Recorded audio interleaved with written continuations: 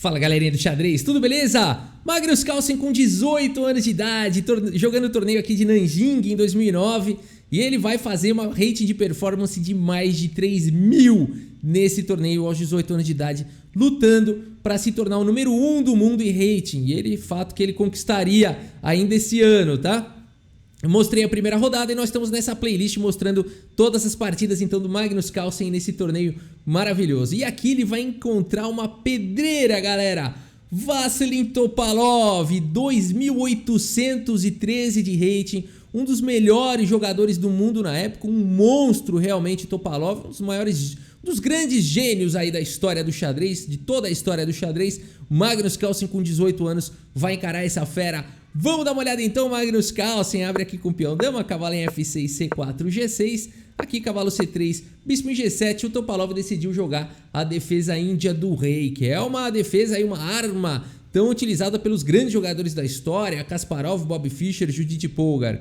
E4 aqui, D6, o cavalo veio para F3 e depois de roque o Carlsen segue aqui com H3. Cavalo em A6, aqui o Topalov manobra o cavalo pela ala da dama. Temos bispo em E3, E5, lance que todo jogador de Índia do Rei tem que fazer, né? Aqui parece que está entregando um peão, mas na verdade não. Se o Carlsen tivesse capturado, depois de D por E5, por exemplo, aqui parece que vai ganhar um peão, por exemplo, o cavalo aqui por E5, mas na verdade as pretas ficam com um bom jogo depois de cavalo por E4. E mesmo se trocar as damas primeiro e quiser capturar em E5, sempre as pretas vão ter essa ideia aqui. Bom, aqui cavalo B4 já é muito forte, mas sempre as pretas vão ter essa ideia também de cavalo por E4, com o bispo atacando aqui o cavalo e recuperando peça, né? Esse cavalo por E4, o bispo por E5 e aqui as pretas têm um bom jogo. Então E5 aqui, o lance tão jogado na Índia do Rei. Aqui o Magnus Carlsen segue com D5, então ganhando espaço.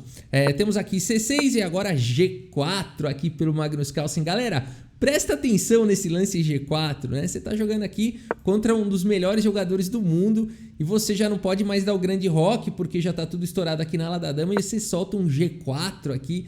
Espetacular. Em geral, o jogador de brancas na defesa índia do rei vai segurar a bronca na ala do rei e vai atacar na ala da dama. Então vai tentar jogar aqui com A3, B4, levar as peças para a ala da dama e as pretas vão de alguma forma tentar ataques na ala do rei e tudo mais. É assim que é o padrão. Aqui o Magnus Carlsen não, ele estoura aqui um G4, ele tá atacando nas duas alas agora.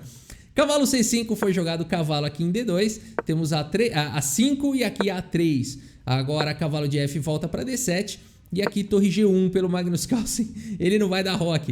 A4 foi jogado aqui dama em C2, talvez ele dê o grande roque, né? E aqui cavalo B6 pelo Topalov.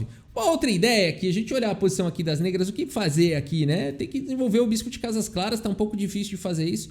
Cavalo B6 acho que tenha ido nessa ideia. Uma outra possibilidade muito interessante aqui é jogar um B6, fica solidificando bem aqui em C5 e tentar jogar com o bispo em A6. Por exemplo, depois aqui de grande roque, bispo A6, bispo E2 desenvolvendo CD5, ED5 e dama C7 seria também aqui uma possibilidade de completar o desenvolvimento das negras. Teriam desenvolvido o bispo, teria conectado aqui as torres e tem um bom jogo aqui, com chances para os dois lados, né? Mas é interessante o Carlsen aqui demais, aqui depois de cavalo B6 agora pelo Topalov, e o Carlsen vai para o grande roque. Então ele está fazendo grande roque contra a defesa índia do rei, atacando na ala do rei. Espetacular aqui, espetacular o que o Magnus Carlsen está fazendo, quebrando paradigmas ali, né? Então a partida seguiu com o bispo D7 e agora rei B1, lance profilático, coloca o rei em segurança, longe de cheques de cavalo, longe de ataques na diagonal de casas escuras, longe de ataques na coluna C. Rei B1, se deu tempo faz. A partida seguiu com C por B5, C por D5 e agora a torre aqui na coluna C. E o Carlsen segue agora com bispo B5, freando os ataques na ala da dama, atacando agora o bispo. Bispo por B5, cavalo aqui por B5 e agora dama D7 ataca o cavalo e o Carlsen volta o cavalo para C3. Então o Carlsen se livrou do seu bispo ruim, o bispo de casas claras que não estava enxergando muita coisa, eliminou o bispo de casas claras do Topalov. A partida segue agora com bispo em F6, aqui o Topalov vai manobrando o bispo para a ala da dama e o Carlsen segue com G5 atacando na ala do rei. Bispo D8 e agora H4 indo para cima. E aqui o Topalov se perde um pouco na posição. Ele poderia jogar aqui um lance como cavalo B3, seria um sacrifício de peão interessante.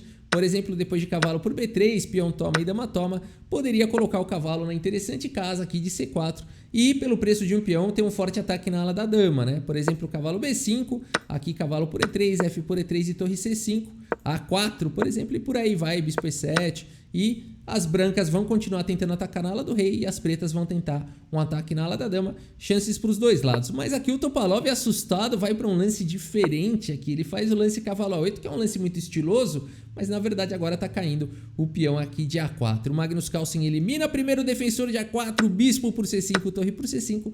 E agora o Magnus Carlsen captura tranquilamente o peão aqui de A4, propondo trocas. Mas acho que a ideia do Topalov era essa, sacrificar peça, e agora o cavalo vai ganhar atividade em B6 ganhando um tempo e ele vai ter um contra-jogo aqui em C3 interessante. Uma ideia muito boa do Topalov, com certeza tem seus perigos. O Magnus Carlsen tem que se defender bem aqui, ele segue com torre C1, agora evitando as ideias de sacrifício lá em C3. Cavalo B6, o Topalov ganha um tempo sobre a dama volta para D1.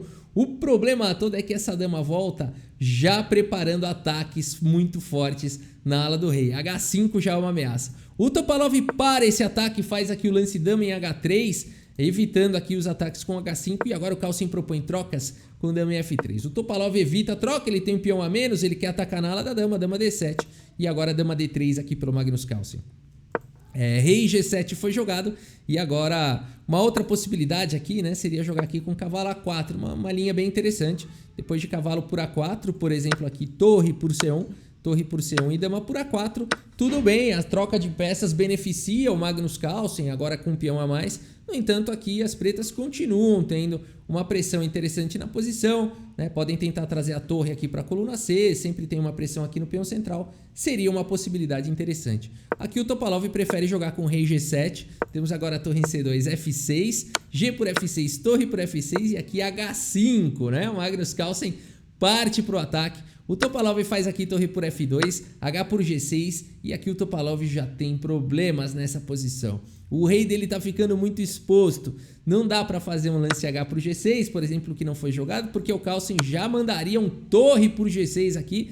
Depois de rei por G6, dama G3 cheque, recuperando aqui a peça e com um forte ataque para cima do rei exposto, né? Então aqui o Topalov se previne, faz aqui o lance H6, deixa tudo fechado e o Carlsen segue agora com o cavalo D1, levando aqui, atacando a torre e levando o cavalo para a ala do rei. Agora a torre por C2 foi jogado, cavalo por F2 e o cavalo vai rumando para a ala do rei. A torre agora está atacada, a torre volta para C8 e aqui cavalo G4. Temos um ataque já em H6, bispo G5 foi jogado, já se antecipando aos ataques. Cavalo em F3 ataca o bispo e agora cavalo C4. O Topalov insiste num contra-jogo na ala da dama, é o que ele tem que fazer mesmo. Aqui então... uma possibilidade interessante aqui nessa posição também seria com torre C1, tá? Pode parecer um lance um pouco estranho. Aqui depois de torre por C1, bispo por C1, por exemplo. No entanto, aqui as brancas poderiam seguir com... Aqui parece uma coisa forte, né? Porque se você jogar rei por C1, as pretas conseguem aqui dama por G4, conseguem um contra-jogo, conseguem a igualdade. No entanto, aqui as brancas teriam um cavalo de G por E5. Olha que posição bonita, né? E depois de D por E5, aí sim rei por C1 e as brancas estão melhores. Então, por isso que nessa posição o Topalov não foi para essa ideia de torre C1, que seria bem interessante, mas seguiu com cavalo C4. Temos cavalo por G5, H por G5 e aqui o Carlsen então vai jogar quase um final, né? Mas aqui ele teria a possibilidade ainda de partir para um ataque muito interessante com dama H3 aqui, mas ele prefere propor para jogar um final com cavalo E3 aqui o Magnus Carlsen, né? Dama H3 também seria bom. Depois de cavalo D2, cheque, por exemplo, rei A2 e torre H8, o Carlsen poderia sacrificar a dama aqui com dama por H8, seguido de torre, e aqui não tem jeito, o rei vai, a dama vai cair, né? Se rei G8 o cavalo tá vindo com duplo e se rei G7 a torre sobe, capturando a dama na sequência. Seria uma possível sequência aqui para o Magnus Carlsen dama H3. Mas aqui ele já faz um lance que é bom o suficiente. Cavalo E3 propondo trocas, querendo jogar esse final. Dama em A4, o Topalov vai para um contra-jogo em pontos importantes. O Magnus Carlsen não está preocupado, faz dama por G5, cai aqui em E4 com cheque rei E1 e depois de torre E8, segurando a casa de E7, o Magnus Carlsen faz torre C1, simples assim. E o Topalov completamente destruído. O Magnus Carlsen, ele não é a questão do peão, ele ficou com um peão a mais, mas a questão toda é o rei exposto, o peão passado, o ataque para cima desse rei. O Magnus Carlsen jogou de forma simples aqui nessa partida e o Topalov nessa posição. Então, abandona aqui a partida. Abandonou porque não dá mais, pessoal. Não tem o que fazer. A torre vai entrar na sétima horizontal. As pretas não conseguem evitar. A torre não consegue evitar. A dama não consegue evitar. Realmente não tem lance para fazer. Teria que jogar qualquer lance. Dama F3, por exemplo, seria uma possibilidade. Quem sabe dá tempo de passar o peão aqui. Mas aqui torre C7 já é suficiente para vencer. Ou até mesmo dama H4, um lance bem maldoso, ameaçando ir lá para H7. Se torre H8 tentando evitar, a dama ganha a casa de E7.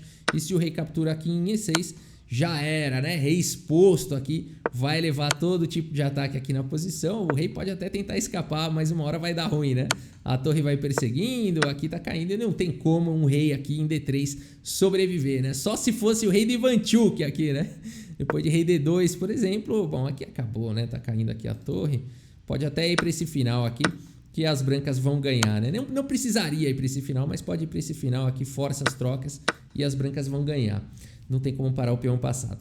Muito bem, galera. Mais uma vitória espetacular do menino de 18 anos, Magnus Carlsen, para cima do Topalov, um monstro de 2.813 de rating. E aqui a gente tem o relatório do chess.com. Vou mostrar para vocês, então. Vamos colocar aqui no relatório.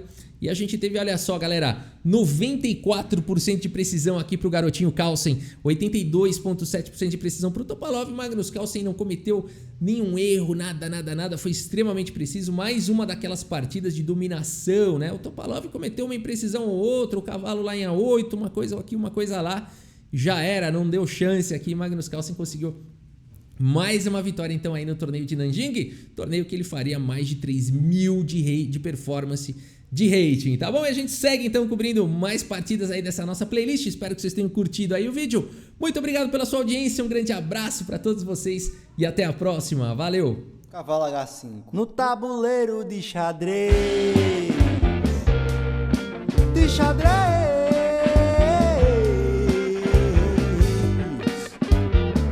No tabuleiro